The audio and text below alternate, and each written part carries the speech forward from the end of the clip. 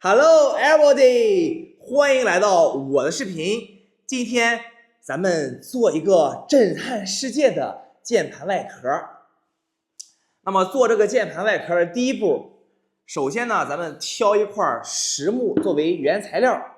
咱们今天挑的这块木头是非洲胡桃木，可以看一下这块木头表面的纹理是非常的细腻的摸起来非常的舒服。